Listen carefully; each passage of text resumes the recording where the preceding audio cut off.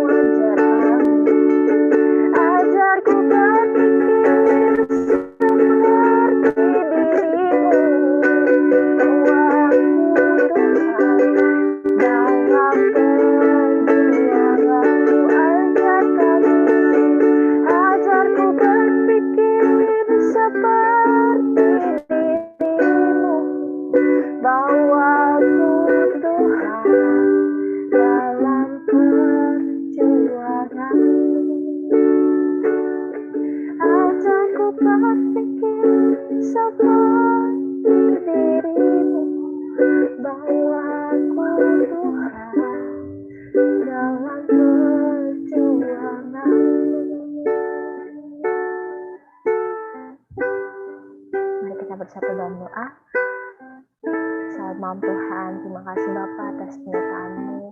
Terima kasih atas kesempatan yang masih Tuhan berikan sampai saat ini Bapa. Ampuni kami Tuhan, yang masih sering kali Tuhan, sia-sia kesempatan yang Tuhan berikan. Ampuni kami Tuhan. Tapi terus saja kami Bapa, terus sadarin kami Tuhan, bahwa Engkau Tuhan satu-satunya yang kami inginkan, Tuhan satu-satunya yang kami butuhkan Bapa. Ajar kami terus Tuhan, biar kami hidup tidak bercacat, tidak bercela di hadapan-Mu Bapa. Biar kami semakin sempurna seperti-Mu Bapa. Terima kasih Tuhan. Dan sebentar kami akan mulai konseling supaya malam hari ini Bapa, biar Engkau yang berkati, Engkau yang sertai dari awal pertengahan hingga akhir ya Tuhan. Dari segala yang disampaikan oleh hamba-Mu Tuhan, semuanya berasal dari Tuhan-Mu Bapa. Kau berkati kau Tuhan yang akan menyampaikan sebagian dari isi hati-Mu Tuhan, biar apapun yang kau sampaikan hanya berasal daripada-Mu. Terima kasih Bapa. Kau berkati juga teman-teman kami Tuhan, dimanapun mereka berada Tuhan, mereka yang belum bisa join Tuhan, Engkau yang sertai apapun yang mereka lakukan Bapa. Dari segala apapun yang mereka lakukan Tuhan, hanya untuk kemuliaan nama-Mu saja Bapa. Terima kasih Tuhan. Kami serahkan Bapa, kami serahkan malam hari ini ke dalam tangan-Mu. Biar Engkau yang sertai kami Bapa, apapun yang kami lakukan Tuhan. Kami serahkan Bapa, kami serahkan ini dan sisa malam hari ke dalam tangan-Mu. Hanya dalam Tuhan Yesus kami dan bersyukur, haleluya, amin. Saya ingin Kak Obed.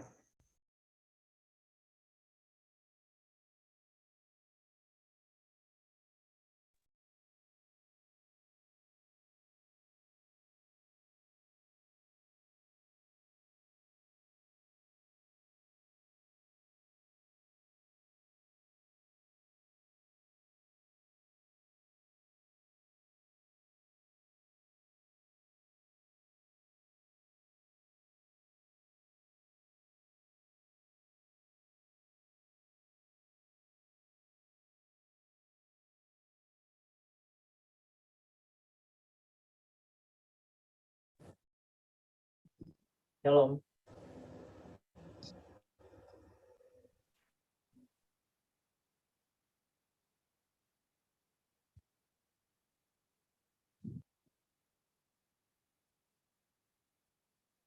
Jelas ya suaranya ya?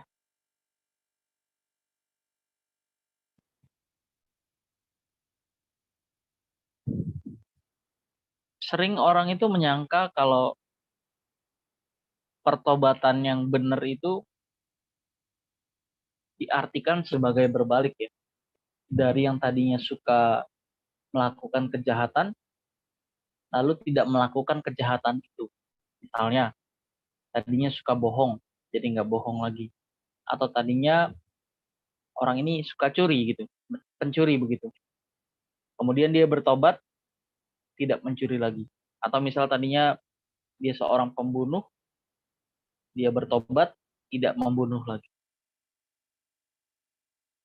Seringkali pertobatan itu diartikan begitu, berbalik. Padahal kata bertobat dalam perjanjian baru itu bukan berbalik. Coba deh perhatiin. Sering banget kita mendapat penjelasan kalau bertobat itu berbalik. Nah ini sebetulnya orang-orang Kristen yang kalau mau dikatakan tidak belajar atau kurang belajar atau kurang memahami kebenaran Alkitab, bisa dikatakan begitu. Kenapa? Sebab bertobat dalam perjanjian lama dan perjanjian baru itu beda. Beda. Jadi kalau diartikan bertobat itu berbalik, ya berarti sama aja kita disamakan dengan umat perjanjian lama dong.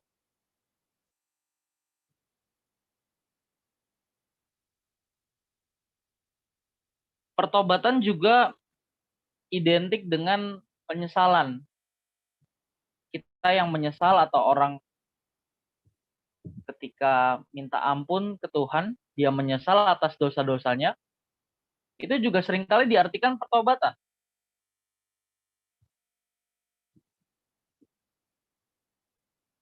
Atau pertobatan juga diartikan sebagai ketika seseorang itu berubah aktivitasnya dari yang tadinya tidak suka mengikuti kegiatan rohani, lalu masuk ke dalam satu komunitas atau gereja, lalu dia merasa bahwa dengan aktivitasnya berubah, dia sudah bertobat. Ini 3 kesalahan yang seringkali dipahami sebagai arti pertobatan. Maka hari ini kita mau bahas tentang pertobatan yang sejati. Kalau ditanya apa sih arti pertobatan yang sejati? Pertobatan yang sejati itu pertobatan yang sesungguhnya. Pertobatan yang benar. Nah, pertobatan yang benar, pertobatan yang sejati, pertobatan yang sesungguhnya itu yang apa dan bagaimana? Oke, kita definisikan dulu ya. Biasa kalau dalam presentasi saya selalu tanya, dopnya apa nih? Definisi operasional ya begitu ya.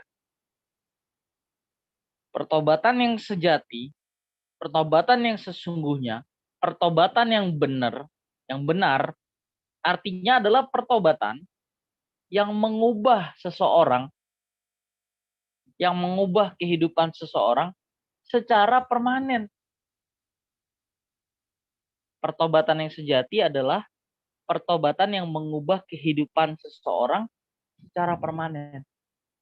Bukan hanya etika atau bukan hanya moral, bukan hanya perilakunya, tapi juga tujuan hidupnya. Bukan hanya moralnya, bukan hanya perilakunya, bukan hanya etikanya, tapi juga tujuannya. Ini definisi pertobatan yang sejati. Jadi kalau orang bertobat, dia menyesal, ya memang bertobat harus didahului penyesalan, betul. Tapi kalau menyesal nggak berubah, sama aja bohong. Kita salah, terus kita minta ampun sama Tuhan. Tapi kita nggak berjuang untuk berubah. Sama aja, kita mengulangi dosa yang sama. Bukan berarti kita nggak boleh ini ya, memiliki sebuah penyesalan ya. Tentu dalam bertobat pasti didahului penyesalan. Tapi kalau orang hanya sebatas menyesal saja, tidak berjuang untuk hidup dalam kekudusan, standar kesucian Allah, standar moral Allah. Di awal kita udah bahas ya. Bukan hanya perilaku etikanya, bukan hanya moralnya, tapi juga tujuan. Kalau hanya menyesal, atau dia mengartikan bertobat sebagai berbalik tadi, dari yang tadinya nggak suka ikut kegiatan rohani, jadi ikut kegiatan rohani, yang tadinya malas jadi rajin, diartikan itu sebagai pertobatan, atau ketika aktivitas atau kegiatan yang berubah, lalu mengartikan itu sebagai pertobatan, sebetulnya nggak ada yang berubah ya. Nggak ada yang berubah. Bukan yang berbalik berubah, iya berubah. Tapi berubah di sini mesti diperhatikan. Berubah di sini adalah berubah filosofi hidupnya. Filosofi itu cara pandang. Cara pandang yang mempengaruhi cara hidup. Filosofinya diganti dengan filosofi Tuhan. Pikirannya, perasaannya, kehendaknya atau keinginannya diganti dengan filosofi Tuhan. Jadi hidup sesuai tujuan awal Tuhan menciptakan. Bukan hanya merubah etika, moralnya, perilakunya, tapi juga tujuan.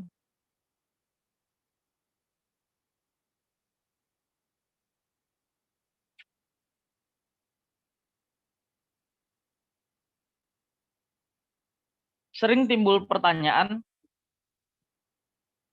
mengapa penyesalan, ini kita masuk ke contoh ya. Cerita Yudas, cerita Petrus, mungkin nanti kalau kita mau bandingkan lagi dengan cerita orang muda kaya, Nikodemus dan Paulus, tapi kita ke Yudas Petrus dulu ya. Sering timbul pertanyaan, mengapa penyesalan Yudas itu tidak berakhir pada pertobatan seperti yang dialami Petrus. Ini 2 murid Yesus yang di Alkitab itu ditunjukkan ya, scene atau momen kesalahannya begitu. Ketika Petrus menyadari kesalahannya, reaksinya adalah menangis terseduh-seduh. Ketika Tuhan Yesus bilang, nanti sebelum ayam berkokok kamu akan menyangkal aku 3 kali. Petrus menyangkal perkataan Tuhan. Tidak mungkin aku melakukan hal itu. Coba kita buka deh.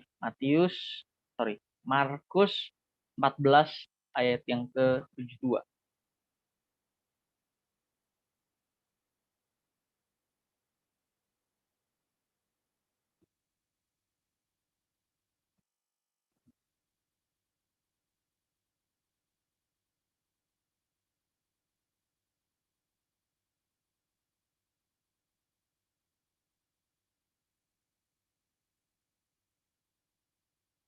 Markus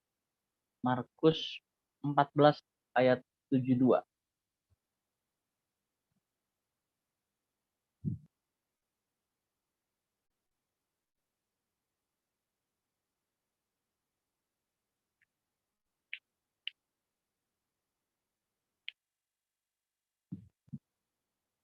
Oke, silakan dibaca. Markus 14.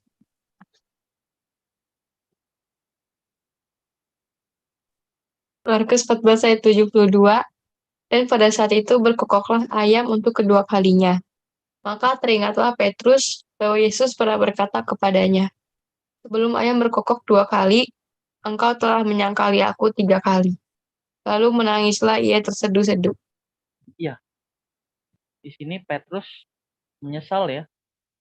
Petrus menyadari kesalahannya dan reaksi atau responnya adalah menangis terseduh.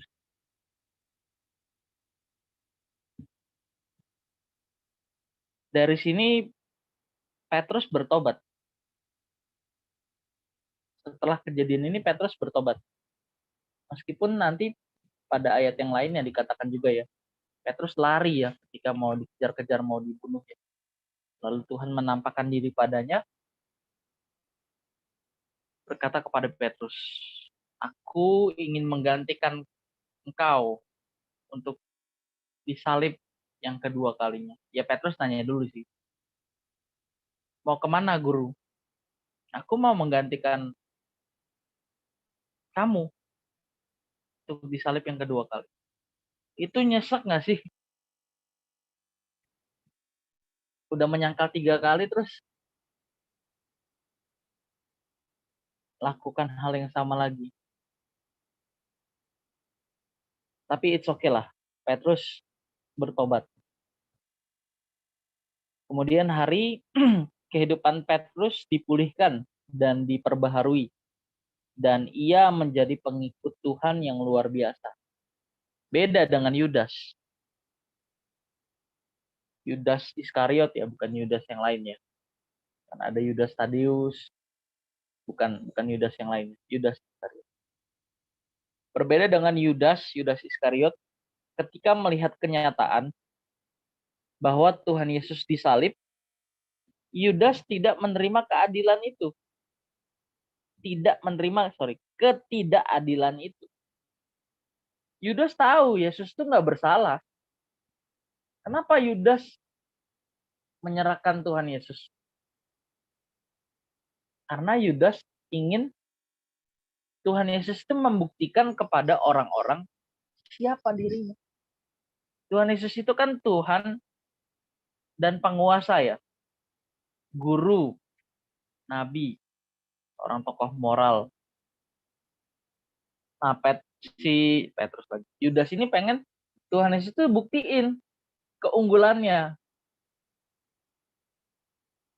Makanya supaya Tuhan Yesus itu bisa membuktikan keunggulannya, maksudnya secara pengaruh, secara pengikut begitu ya, maupun keunggulan dalam hal ajarannya, Tuhan Yesus itu beberapa kali mau diangkat jadi raja, cuman Tuhan Yesus menolak. Nah, Yudas itu mau memprovokasi Tuhan Yesus supaya Tuhan Yesus itu mau jadi raja. Kalau Tuhan Yesus jadi raja, Yudas jadi apa? Jadi orang pentingnya dong, ya nggak? Makanya Yudas memprovokasi. Ternyata Tuhan Yesus tidak terprovokasi, malah disalib. Nah, dari sini Yudas depresi, menyesal. Ia menyesal dan membuang dan mengembalikan 30 keping perak dari imam-imam kepala dan tua-tua itu. Tetapi penyesalannya tidak finishing well, tidak berakhir baik. Kenapa? Bunuh diri. Petrus juga buat kesalahan. 3 kali menyangkal Yesus. Tapi Petrus bertobat. Yudas buat salah. Tapi Yudas tidak memiliki respon yang benar. Penyesalannya tidak berakhir baik. Bunuh diri. Akhirnya Yudas gantung diri dan mengakhiri hidupnya secara tragis. Kita bisa baca kisahnya di Matius 27 ayat 1 sampai 5. Jadi silakan dibaca masing-masing ya. Jadi dalam kisah penyesalan Yudas tidak ditemukan pertobatan sampai kepada keselamatan yang memperbaharui kehidupan. Yudas kelihatannya memang masih memiliki sedikit nurani atau suara hati yang baik yang membuat ia mengembalikan uang dan mengakui bahwa Yesus tidak bersalah.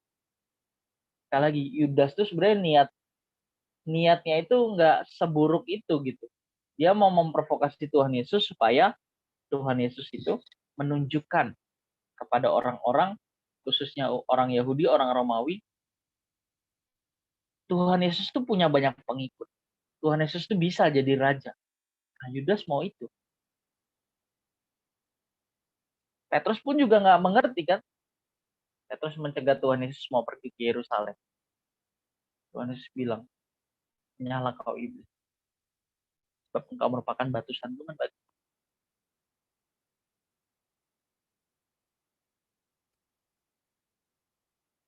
Makanya kalau dikatakan bertobat itu berbalik, salah. Kekristenan itu bukan hanya merubah perilakunya saja, tapi sampai tingkat batiniah. Ketika Petrus mencegah Tuhan Yesus untuk pergi ke Yerusalem, yang sama dengan menghindarkan Tuhan Yesus supaya tidak mati di salib. Secara kacamata manusiawi baik nggak? Baik dong. Siapa yang menginginkan gurunya itu meninggal? Siapa yang menginginkan gurunya mati dengan cara tragis? Nggak ada. Yudas pun juga menghendaki itu. Supaya Tuhan Yesus jadi raja. Dua-duanya ini sama-sama punya konsep yang sebetulnya, bukan sebetulnya ya, yang salah, tapi kelihatannya baik. Kenapa dibilang salah? Karena nggak sesuai dengan pikiran perasaan Allah. Nah itu bertobat yang benar tuh metanoia. Perubahan cara berpikir, cara melihat. Dari perubahan cara berpikir, cara melihat ini akan mempengaruhi seluruh tindakan atau gerak hidup seseorang. Makanya kalau orang mau berubah tuh dua kuncinya. Satu, rubah mindset, cara pandangnya, cara melihatnya. Dua, rubah karakternya. Karakter atau kebiasaan.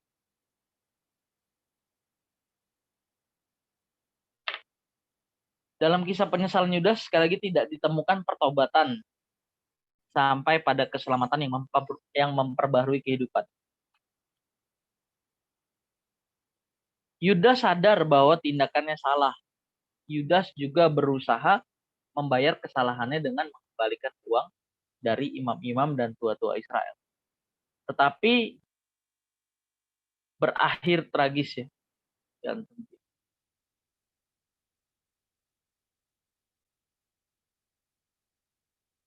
bunuh diri itu tidak menyelesaikan masalah. Apapun case-nya. Apapun masalah.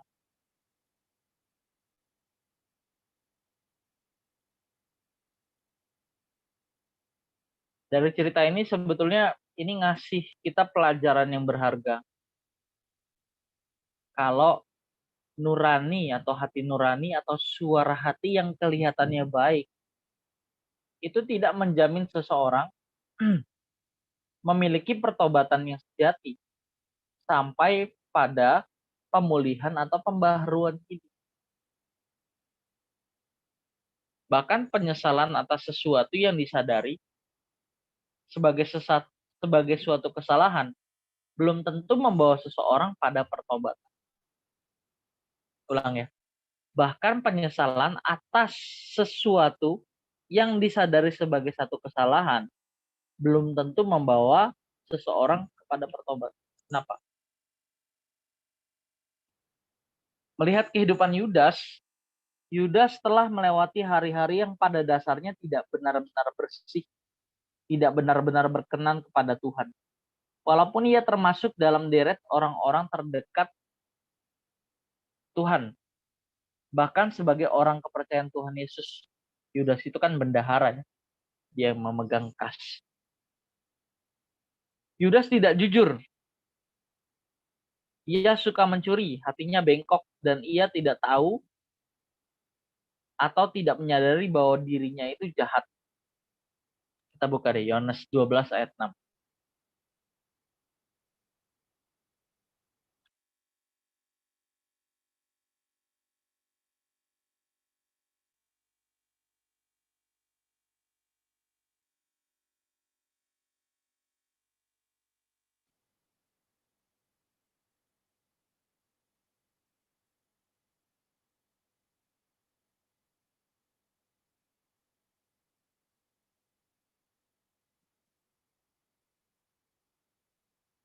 Yohanes 12 ayat 6.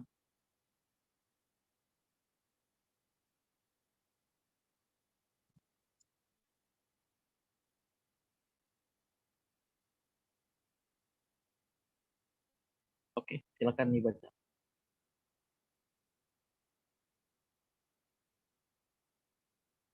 Yohanes 12 ayat 6. Hal itu dikatakannya bukan karena ia memperhatikan nasib orang-orang miskin, melainkan karena ia adalah seorang pencuri. Ia sering mengambil uang yang disimpan dalam kas yang dipegangnya. Ya, jadi dari kesehariannya kita bisa lihat ya,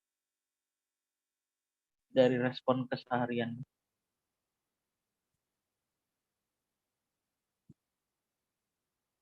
Tapi sebetulnya kalau dikaitkan dengan tadi, ini seolah-olah bertentangan ya.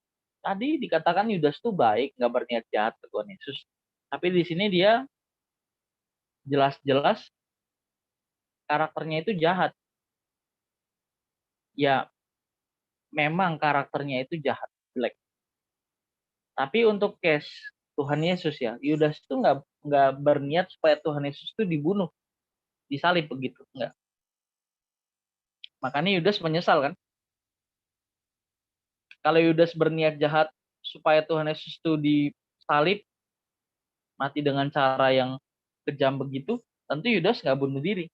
Tentu Yudas tidak melempar 30 keping perak sebagai imbalan karena dia telah menyerahkan Tuhan.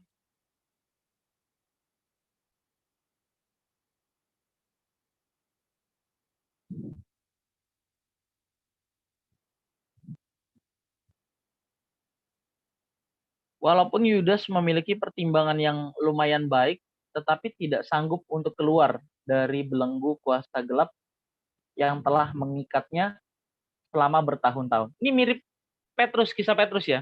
Kalau Petrus mencegah Tuhan Yesus ke Yerusalem, Tuhan Yesus bilang apa tadi? Nyala kau, iblis. Berarti Petrus ini iblis dong? Bukan, maksudnya Petrus tuh punya cara pandang yang bertentangan dengan kehendak Bapa.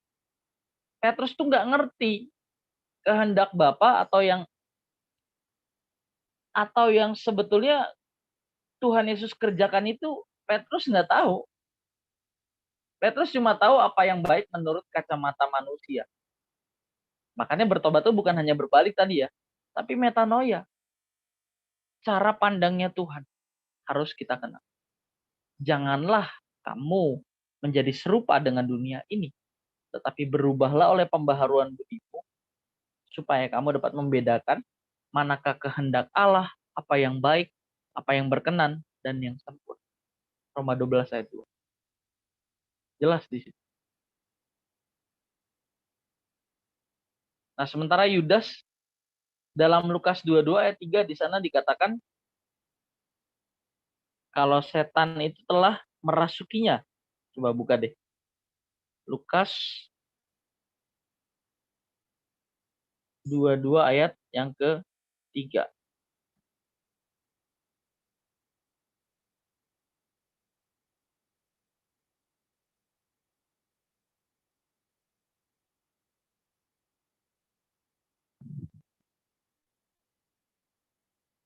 Oke, saya baca ya.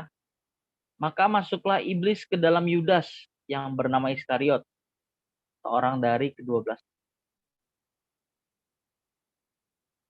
Punya konsep yang bertentangan dengan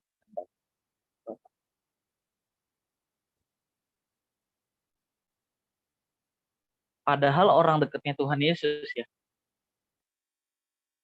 Makanya Tuhan Yesus bilang kasihilah sesamamu. Sesamamu itu siapa? Orang dekat.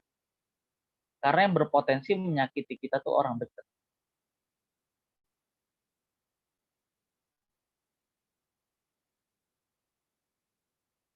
Beda lagi sama ada kemiripan tapi ceritanya bukan cerita Yudas Petrus ya. Sebelumnya kita udah sempat singgung. Pertobatan orang muda kaya, pertobatan Nikodemus, dan pertobatan Paulus. Orang muda kaya sudah berhasil melakukan 10 hukum Taurat. 10 Taurat. Dimana kalau gagal satu, gagal semuanya. Tapi ketika orang muda kaya ini bertanya, apalagi yang kurang?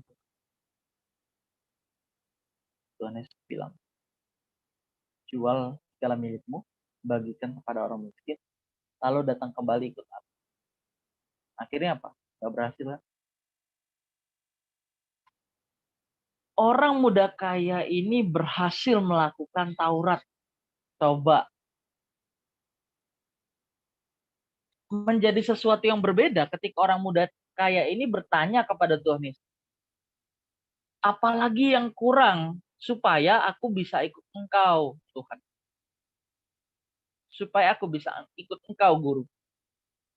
Kalau misalnya pertobatan diartikan berbalik, tentu orang muda kaya ini cukup dong memenuhi kriteria Tuhan Yesus dong, ya nggak? Karena kan bertobat dalam perjanjian lama kan berbalik kan. Berbalik itu artinya menaati Taurat. Kan Taurat itu ada jangan membunuh. Kalau dia tadinya pembunuh, dia jadi nggak membunuh lagi. Nah, mematuhi Taurat. Tentu kalau bertobat Taurat, standarnya Taurat berbalik begitu ya. Tentu orang muda kaya ini diterima. Tapi orang muda kaya ini nggak diterima. Nangkep nggak nih maksudnya? Nangkep ya? Begitu pula dengan Nikodemus. Nikodemus ini tokoh besar agama Yahudi, orang Farisi. Coba bayangin. Tokoh besar, pemimpin besar agama Yahudi, orang Farisi. Datang ke Tuhan Yesus. Tuhan Yesus bilang, kamu mesti lahir baru. Kamu mesti bertobat. Lahir baru tuh step berikutnya setelah seseorang tuh merubah cara pandangnya atau cara melihatnya. Habis metanoia kan paranoia ya. Paranoia itu yang disebut lahir baru. Metanoia perubahan cara pandang, cara melihat, sampai menjadi bangunan berpikir yang akan mempengaruhi seseorang dalam hal bertindak, dalam seluruh gerak hidupnya, sampai selera jiwanya berubah. Itu yang disebut paranoia. Paranoia artinya perubahan selera jiwa. Jadi bisa nggak orang yang udah lahir baru itu dia melakukan dosa atau dia tertarik untuk melakukan dosa tertentu begitu ya, yang mungkin dulu itu menjadi dosa favorit. Bisa nggak dia jatuh ke dalam dosa dosa yang sama begitu, dosa yang menjadi dosa yang sulit untuk dia lepaskan. Bisa atau enggak gini, pertanyaan mendasarnya, bisa nggak dia berbuat dosa? Bisa. Tapi dia tidak lakukan dosa. Sama seperti gini, orang kalau udah berhenti ngerokok bertobat nih, artinya dia perokok berat lalu bertobat, berhenti merokok gitu ya, atau berhenti mabuk. Bisa nggak dia ngerokok atau minum lagi? Bisa. Tapi masalah dia udah nggak mau ngerokok, udah nggak mau minum lagi. Sama kayak orang yang udah lahir baru. Bukan berarti dia imun atau kebal terhadap dosa. Tapi dia udah nggak interest lagi. Nggak bisa dibahagiakan lagi dengan fasilitas dunia. Ini yang disebut lahir baru. Pertobatan yang sejati. Pertobatan yang mengubah kehidupan seseorang secara permanen. Bukan hanya perilakunya, bukan hanya moralnya, tapi juga tujuan permanen.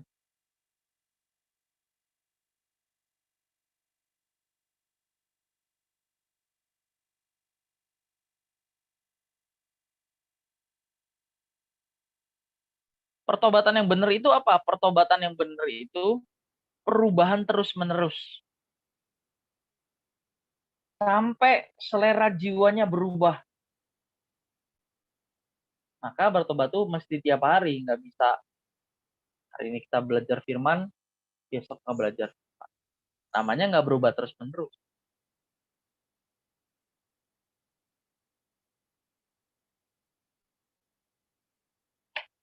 Proses pertobatan yang terus-menerus inilah yang dapat memerdekakan seseorang dari dosa. Sebab dengan pembaharuan pikiran, seseorang mengenal kebenaran. Dan dengan mengenal kebenaran itu, maka seseorang dibebaskan dari perhambaan terhadap dosa. Kita berbuat dosa karena di dalam diri kita ada hukum dosa. Sinful nature. Human nature. Kodrat dosa, hukum dosa. Hukum dosa tuh gini, apa yang kita lempar ke atas pasti jatuh ke bawah. Ini sama kayak hukum alam ya. Kan nggak bisa kalau saya lempar ke atas nggak jatuh ke bawah gitu kan. Karena ada hukum gravitasi. Jadi saya nggak bisa lawan. Sama. Dulu sebelum Tuhan Yesus datang ya, sebaik-baiknya orang, pasti dia melakukan satu kejahatan. Pasti dalam perbuatan baik itu, dia masih melakukan kejahatan. Sebab kebaikan itu belum ideal. Kenapa belum ideal? Karena ada sinful nature, kodrat dosa tadi. Makanya tuntutannya beda kan. Yang perjanjian lama melakukan hukum, kita melakukan kebenaran.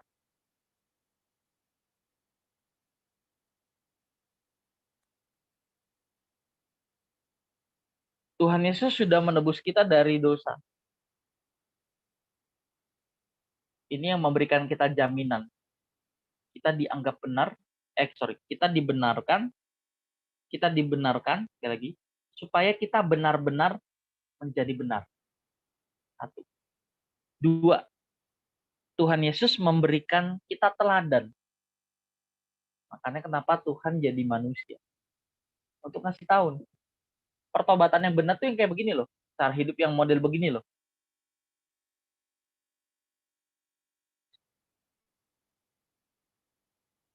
Ketiga, kita dimampukan. Yohanes 1 ayat 12. Pada setiap orang yang menerimanya, diberinya kuasa supaya setiap orang yang percaya di dalam namanya, kepada setiap orang yang menerimanya diberinya kuasa supaya menjadi anak-anak Allah. Supaya jadi anak-anak.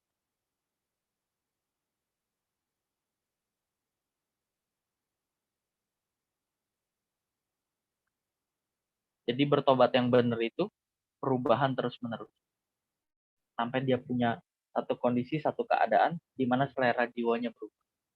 tujuan hidupnya berubah. Dari yang sebelumnya diperhamba oleh dosa, manusia menjadi egosentris, manusia dipulihkan. Seperti rancangan semula, teosentris. Manusia dijadikan oleh Tuhan dan untuk Tuhan. Amin. Ada pertanyaan?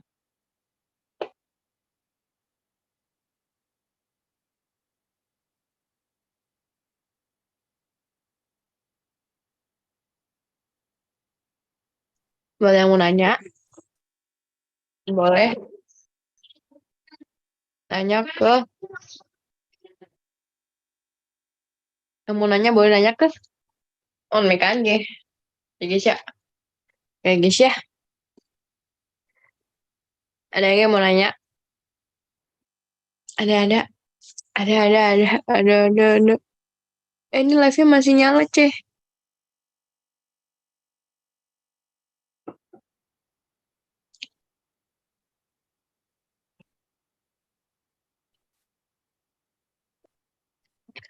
Ada nggak? Kalau nggak ada, kasih reaction.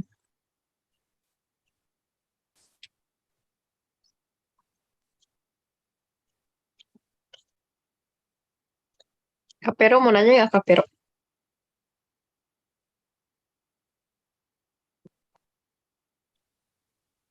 Nggak ada. Baik.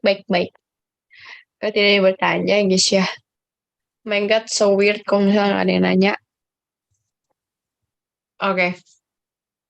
Ya sudah, mari kita tutup. Tutup ya. Tutup ya. Lagunya apa?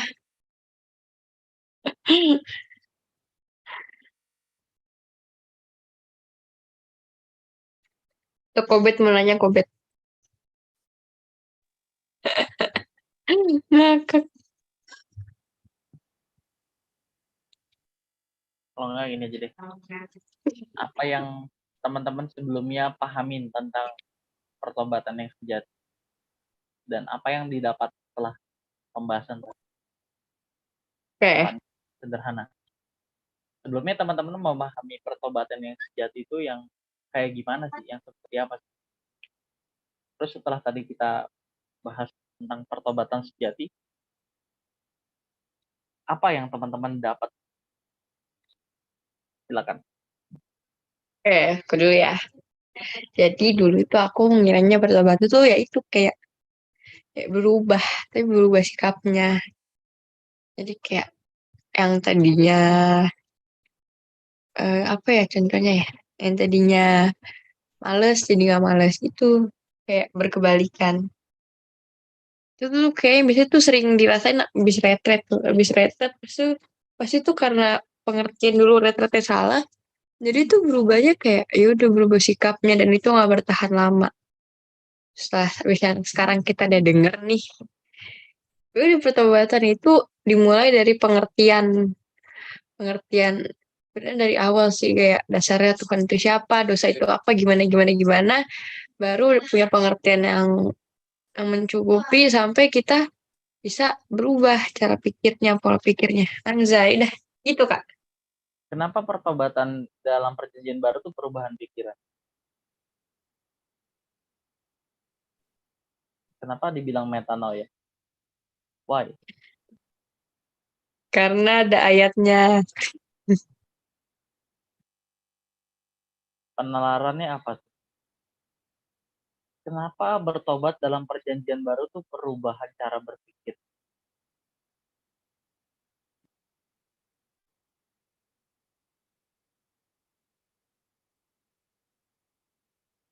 Kenapa kira-kira? Kak Vero mau jawab nggak? Kak Vero.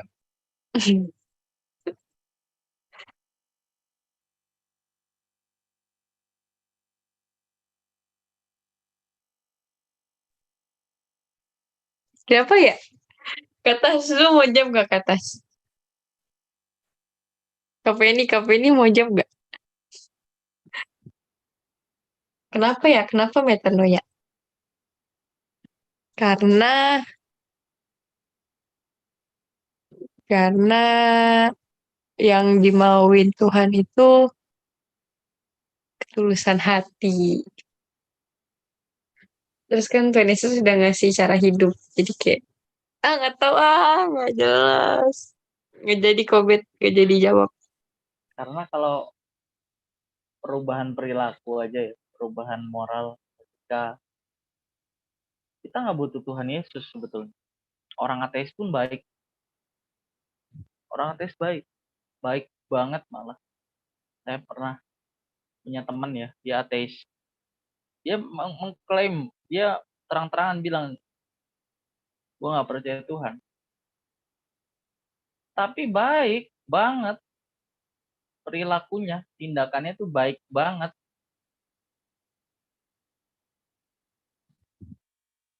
Saya sampai bingung gitu, ini orang lebih baik daripada orang Kristen yang ada di gereja gitu.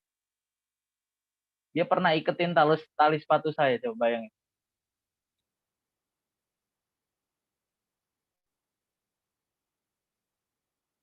Kurang baik apa? Nggak pelit, terus orangnya asik gitu, nggak gampang baper.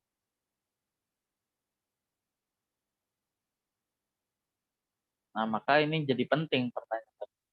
Kenapa perjanjian baru pakai kata oh ya. Kenapa nggak berbalik aja? Ini sebetulnya menyangkut definisi keselamatan. Definisi keselamatan apa tuh? Artinya. Keselamatan kan artinya revolusi. Dikembalikan ke rancangan semula. Nah, ukuran kebaikan yang dikehendaki oleh Tuhan itu adalah ukuran kebaikan atau standar kesucian atau standar moral menurut apa yang baik menurut Allah, bukan apa yang baik menurut manusia. Kalau apa yang baik menurut manusia saja, kita nggak perlu ikut Tuhan. Karena standar kita, standar keberkenanan kita itu adalah standar kesucian Allah, standar moral Allah, standar kebaikan Allah. The Lord is my law. Bukan hukum yang tertulis, tapi hukum yang nggak tertulis. Hukum yang nggak tertulis itu apa? Kebenaran atau pikiran perasaan Allah, pikiran perasaan Bapa, atau kebenaran firman yang murni yang kita lakukan. Kalau yang tertulis kan jangan membunuh, ya udah jangan. Tapi kalau ukurannya itu adalah kehendak Allah, ukurannya adalah Allah sendiri. Dari mana orang tahu? Dari mana orang bisa melakukan ukuran menurut Allah? Maka dia harus punya kepekaan, dia harus punya kemampuan bisa berinteraksi dengan Allah. Sehingga segala sesuatu yang dilakukan sesuai pikiran perasaan. Seperti yang ditulis dalam Korintus. Baik kamu makan, baik kamu minum, dan melakukan segala sesuatu. Lakukan segala sesuatu untuk memuliakan Allah. Untuk kebesaran Allah. Untuk kemuliaan Allah yang lebih besar. Apa maksudnya untuk kemuliaan Allah yang lebih besar? Setiap perbuatan baik kita yang disuruh Tuhan, yang kita lakukan, itu mendatangkan berkat. Mendatangkan berkat itu apa? Bukan hanya berkat jasmani orang itu merasa terbantu, tapi orang itu melihat ada karakter ilahi di dalam diri kita. Orang itu melihat bahwa pertolongan itu datang dari Tuhan. Itu. Jadi perbuatan baik belum tentu loh dikehendaki Allah. Belum tentu dikehendaki Tuhan. Perbuatan yang baik belum tentu benar. Perbuatan yang benar sudah pasti baik. Kalau kita baca di 1 Korintus 13 ayat 3 tuh, kita sering bahas. Sekalipun aku membagikan segala sesuatu yang ada padaku. Baik nggak sih? Bahkan memberi diriku untuk dibakar. Baik nggak sih? Ekstrim loh ini. Jadi situ bilang apa? Tapi jika kamu tidak mempunyai kasih, itu tidak ada faedah. Itu sia-sia. Loh berarti berbuat baik sia-sia dong? Kagak, bukan begitu maksudnya. Maksudnya nggak ada faedahnya itu adalah sebagai pengikut Tuhan Yesus yang ditargetkan untuk memiliki kasih. Kasih itu menyatakan pikiran perasaan Allah. Kalau kita melakukan suatu kebaikan tapi tanpa berdasarkan komando Allah atau berdasarkan pikiran perasaan Allah, itu nggak mendatangkan kebaikan bagi orang itu. Mendatangkan kebaikan bagi orang itu apa maksudnya? Orang itu mengenal Tuhan lewat tindakan kita yang punya karakter seperti Tuhan Yesus. Kasih itu bukan perbuatan baik. Kasih itu bukan positive thinking. Kasih itu bukan motivasi. Kasih itu artinya melakukan segala sesuatu sesuai arahan Tuhan. Sesuai komando Allah. Sesuai pikiran perasaan Allah. Kalau Tuhan bilang kasih semua, kasih. Kalau Tuhan bilang jangan kasih, jangan kasih. Nah, itu bentuk kasih Tuhan. Misalnya kita selama ini nolong orang, aduh kasihan ya, kan digerakkan kasihan ya. Siapa tahu Allah mau mendidik orang itu lewat kesusahannya, tapi kita bantu. Nah, jadi repot kan?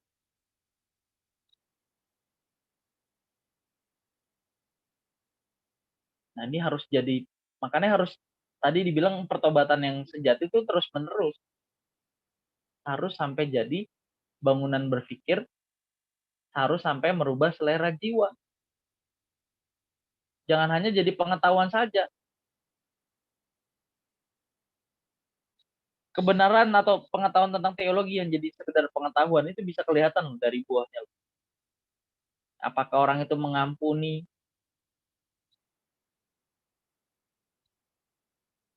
Apakah orang itu mengasihi? Kelihatan dari buah. Oke, Kim udah tadi ya. Ada tanggapan dulu nggak, Kim? Makin bingung Mantap. apa? Makin bingung atau makin jelas? Jelas, jelas. Sangat membuka pikiran. Oke. Seperti background-nya ya, Aurora ya.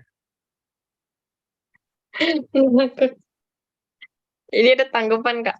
Dari katanya Ya. namanya nggak mau disebut. Oke. Dia jawab yang pertanyaan tadi. Yang aku dapat, aku bertobatnya masih kompromi dan toleransi sama dosa yang ujung-ujungnya jatuh lagi karena pikiran dan kesenangan aku nggak berubah. Cuma berubah perilakunya aja, which is temporarily. Nah, gitu. Yang kata Tasya sama Kak Vero ada nggak? Langsung ketahuan ini. Kalau sebut nama mesti. Berarti tadi punya Reveni ya. Karena bilang, Sumpah bodoh banget nih, maaf ya Kak Penny. nggak apa-apa, nggak apa-apa. Ih, Ini kan sumpah. sharing ya. Ya gitu ya guys ya. Salah satu kenapa orang gagal bertobat adalah dia kompromi ya. Kompromi. Saya pun juga pernah jatuh soal itu ya. Kompromi. Kompromi artinya kita masih mau menikmati kesukaan, kesenangan lewat kebiasaan kita atau kegiatan kita. Tapi kita juga mau mengasihi Allah. Lalu mencarikan dasar-dasar Alkitab, misalnya ayat yang Paulus mengatakan, dengan tubuh insaniku aku melayani hukum dosa, dengan akal budiku aku melayani hukum Allah, gitu ya. Kurang lebih bunyi. Dengan tubuh insaniku aku melayani hukum dosa, tapi dengan akal budiku aku melayani hukum Allah. Paulus saja mendua loh. Padahal artinya nggak gitu loh. Paulus bukan kompromi, bukan dualisme, bukan melayani dua tuan. Maksudnya adalah Paulus berjuang menundukkan pikirannya kepada hukum Allah. Berusaha hidup sesuai dengan kehendak Allah sambil atau dia masih hidup di dalam tubuh yang ada kodrat dosa. Itu maksud. Paulus kan bilang, aku seperti petinju yang jangan, ini kebalikannya deh. Kebalikannya Paulus bilang, jangan, aku bukan seperti petinju yang sembarang memukul. Kan yang Paulus bilang jangan seperti petinju yang sembarang memukul kan. Ini saya balik statement. Paulus tuh bukan petinju yang sembarang memukul. Dia ekstrim. Coba bayangin, dia radikal. Dia tuh sangat menghidupi ajaran ajaran Yahudinya. Sangat cinta terhadap kebenaran. Buktinya apa? Kalau Paulus itu nggak cinta terhadap kebenaran, dia tidak mencari kebenaran. Ketika ketemu Yesus, bisa dong dia menyangkal. Kalau Paulus nggak mencari kebenaran, kalau dia hanya mencari pembenaran sendiri. Tapi yang Paulus pertahankan itu apa yang dianggap benar. Makanya Paulus bisa bertobat. Beda dengan Nikodemus ya. Nikodemus kan akhirnya nggak tahu tuh ceritanya apa tuh. Dia gagal mengikuti Tuhan Yesus juga kan. Orang muda kaya juga gagal mengikuti Tuhan Yesus. Gagal memiliki pertobatan yang sejati.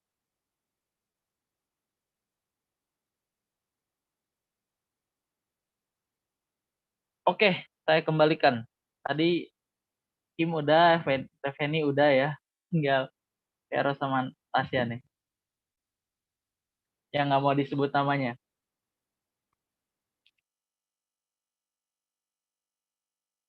Atau boleh? Elisa boleh nih. Sharing-sharing juga.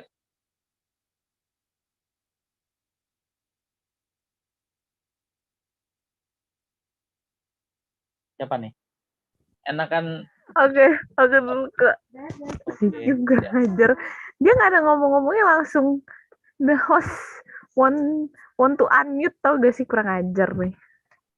Oke. Tadi pertanyaannya apa ya? Tadi pertanyaannya sebelumnya itu memahami pertobatan yang sejati itu kayak apa sih? Terus kita bahas ini, apa yang didapat? Ada sesuatu yang berbeda nggak? Atau memang dulu udah punya pengertian yang benar tentang pertobatan yang sejati? Enggak sih. Tentu saja berbeda. Kalau misalnya dulu sebelum belajar, aku mikirnya kalau pertobatan itu orang tobat nih, kayak misalnya dia tuh jahat banget tadinya. Terus dia ikut Tuhan, kayak misalnya di sini kalau misalnya di gereja aku, misalnya yang aku lihat ya, orang habis KKR, habis altar call gitu. Biasanya kayak, dia udah tobat nih, nanti jadi lebih baik nih gitu. Terus kayak, ya dia pokoknya jadi lebih baik lah. Kayak misalnya tadi, kalau misalnya buat anak muda kayak kita, misalnya dia jadi udah nggak ngomong kasar lagi. Ngomong kasarnya paling yang tadinya sampai parah banget tuh, sampai anggota tubuh, sekarang jadinya kayak paling cuman ya sedikit-sedikit lah, kayak sedikit-sedikit, kayak misalnya kadang-kadang doang gitu. Nah itu pertobatan yang kurang lebihnya gitu kalau misalnya dulu yang aku tahu. Terus semenjak belajar tuh aku jadi tahu kayak kalau misalnya pertobatan itu ya yang kayak tadi kau bilang, jadi ikutin maunya Tuhan, apa yang Tuhan mau. Jadi kalau jadi sempurna kan susah ya. Nah, awalnya jadi kayak kita kalau misalnya pertobatan tuh nggak cuman baik doang, tapi jadi benar. Karena kalau orang yang baik belum tentu dia benar. Kalau misalnya orang yang benar udah pasti dia baik gitu. Kayak yang tadi yang contohnya yang kayak tadi pengemis, kita baik nih, misalnya di mata orang kita baik karena kita nolongin pengemis, padahal belum tentu itu maunya Tuhan gitu. Jadi ya misalnya kita tolongin orang, contohnya gini, kita tolongin orang nih, kita misalnya dalam nyontek nih, di mata orang kan kayak ya kita tolongin orang dong, kayak kita dia nggak bisa nih kita bantuin gitu, di ulangan nggak bisa nih dia kita bantuin kasih jawaban gitu. Tapi sebenarnya kan itu bukan hal yang benar. Di mata orang emang baik, tapi belum tentu itu benar. Jadi udah pasti gak benar bahkan, karena kita bantuin sesuatu yang emang mestinya nggak boleh bantuin karena kan tes gitu kan. Jadi ya gitu. Jadi kalau pertobatan yang benar itu yang udah aku pelajari itu, yang aku tahu sekarang itu, kalau misalnya pertobatan benar itu ya kita ngikutin apa yang Tuhan mau gitu. Kita ngikutin apa yang Tuhan mau, apa yang kasih tahu apa namanya, apa yang ya kita harus dekat juga dulu sama Tuhan supaya kita bisa tahu apa yang Tuhan mau, supaya kita bisa gak cuman jadi baik tapi kita jadi benar juga gitu. Ya, siap. Covid, jangan kasih pertanyaan susah-susah. Kau perlu nggak usah kasih pertanyaan kau. Ya, pertanyaannya siap nggak? Oke, saya kasih jawaban amannya. Saya kasih tahu cara jawab jawaban yang aman. Siap nggak? Harus siap. Harus siap. Tadi contohnya bener banget ya. Saya juga pernah ngerjain ujian orang tuh. Saya kasihan ya. Ya sebenarnya dia bisa sih. Jadi saya kerjain UASnya dia tuh. Mas sekarang saya nyesel sih. Aduh, itu bukan nolong orang, itu menjerumuskan orang ya. Satu pelajaran lagi, kita juga jangan memandang kalau berbuat baik itu salah, enggak. Tapi bisa juga itu bagian dari stepnya dia. Kan untuk jadi berkenan tuh mesti baik, ya enggak? Untuk jadi sempurna mesti jadi berkenan. Baik, berkenan baru sempurna. Sebelum jadi sempurna mesti berkenan dulu. Sebelum berkenan mesti jadi baik dulu. Jadi kebaikan umum terlebih dahulu. Tapi kalau orang punya paham bertobat itu kebaikan umum, baik aja, salah. Tapi kalau itu dalam rangka step pertobatan dia masih ada di tahap itu, insya Allah salah. Bisa bedakan ya. Jadi kalau dia punya paham bertobat itu ya berbalik. Ya kita umat perjanjian baru, kita bukan targetnya bukan itu, di atas itu. Bukan hanya baik, tapi juga berkenan. Bukan hanya berkenan, tapi juga makanya Tuhan bisa bilang loh, haruslah kamu sempurna. Dasarnya apa tadi? Tuhan menebus kita, memberikan jaminan. Kita dibenarkan supaya jadi benar. Kedua, Tuhan Yesus ngasih contoh cara hidup yang benar sampai jadi manusia loh. Bayangin. Kalau ngasih contoh dari atas, misalnya ngasih contoh siapa gitu, atau menurunkan sebuah ajaran, kan bisa digugat tuh. Contohin dong yang benar kayak bagaimana. Makanya Tuhan Yesus jadi manusia. Ketiga, Tuhan Yesus memampukan. Jadi nggak asal ngomong, haruslah kamu sempurna. Kamu harus sempurna loh. Sama seperti Bapakku yang di surga adalah sempurna. Tapi kita nggak bisa. Sama kayak kita disuruh ke warung beli makanan. Misal beli makanan harga 100.000, tapi cuma dikasih duit 100.000. Nggak bisa lah. Jadi kita dimampukan. Ditebus, dikasih contoh, dan dimampukan. Mantap. Ini nggak ada. Jadi nggak ada celah bagi kita, nggak ada alasan bagi kita. Aduh, kalau Tuhan nyuruh kita sempurna harusnya begini dong, harusnya begitu dong. Nggak ada, udah nggak ada cerita begitu. Semuanya udah Tuhan kasih. Bahkan Tuhan Yesus kasih dirinya loh. Ini gila sih. Makanya kalau Tuhan Yesus bilang, ada orang bilang Tuhan Yesus, kok Tuhan jadi manusia nggak logis? Memang nggak logis. Cintanya Tuhan tuh nggak logis. Itu yang dibilang agape. Crazy loh. Cinta, mencintai sesuatu yang lebih tinggi, eros itu gampang. Misalnya nih, saya menerima kelebihan Tasya, saya menerima kelebihan Kim, menerima kelebihan Vero, menerima kelebihan Reveni, menerima kelebihan Lisa. Gampang. Tapi kalau saya menerima kelemahan teman-teman, belum tentu saya sanggup. Itu namanya mencintai sesuatu yang lebih tinggi. Eros ya. Tapi Tuhan mencintai sesuatu yang lebih rendah. Kalau agama, usaha manusia mencapai Allah. Kalau dalam kekristenan, usaha Allah mencapai manusia. Nggak logis. Emang sejak kapan Tuhan pernah logis? Sejak kapan dia logis? Dia nggak bisa logis sepenuhnya. Karena dia melampaui kelogisan itu. Super rasional. Oke. Yang belum berarti Vero ya. Atau ada tanggapan dulu tadi? Siap nggak? Cuma ketawa doang tadi. Siap ya? Harus siap. Jangan juga jawab proses. Proses, Kak. Ntar ketemuan lagi beberapa bulan atau beberapa masa lagi bilang proses, Kak. Sampai kapan mau bilang proses?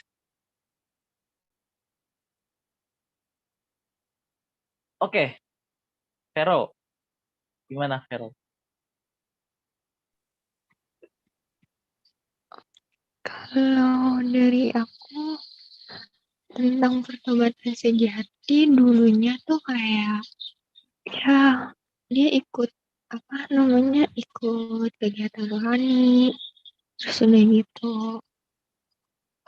masuk gereja terus kayak dia berkomitmen lah buat pengen bertobat gitu tapi itu cuman kayak sekadar komitmen aja tanpa adanya usaha jadi jatuhnya kegiatan rohani itu cuman kayak jadi sebagai kewajiban doang di setiap aktivitasnya.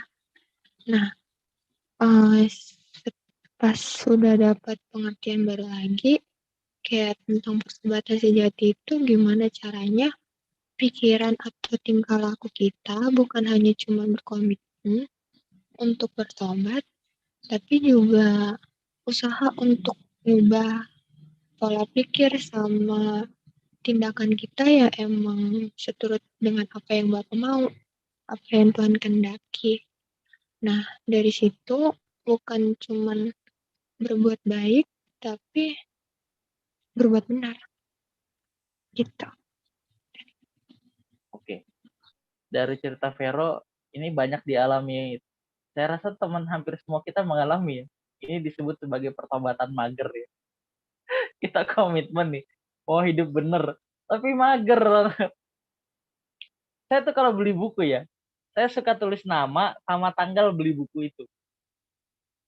Supaya saya bisa tahu saya habisin buku ini berapa lama. Ada satu buku yang saya tulis tanggalnya ya, sebut saja Alkitab ya. Saya beli buku itu 2015 ya. Setiap saya buka Alkitab saya merasa bersalah gitu. Ini kapan habisnya begitu? Jadi kalau bilang komitmen mau hidup bener tapi malas baca Alkitab gimana? Ini saya rasa semua hampir mengalami ya. Saya juga mengalami pertobatan mager. Cintanya di mulut doang. Aku cinta Engkau Tuhan. Aku mengasihimu Tuhan. Tapi mager ya.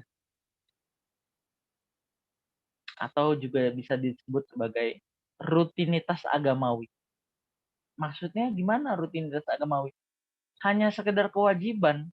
Kewajiban itu tidak membuat kita bergairah, tahu. Kekristenan yang benar itu relationship. Mengasihi Tuhan, mengasihi sesama. Hubungan.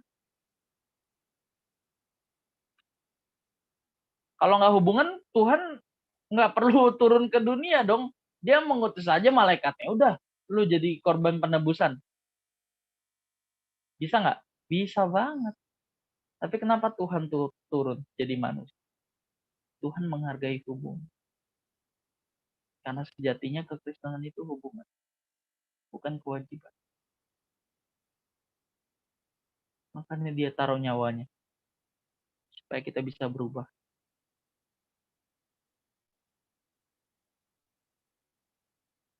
Oke. Terima kasih untuk sharing-sharingnya. Kurang lengkap nih kalau Celisa juga belum ikutan nih. Silakan Celisa. Harus kena semua ya.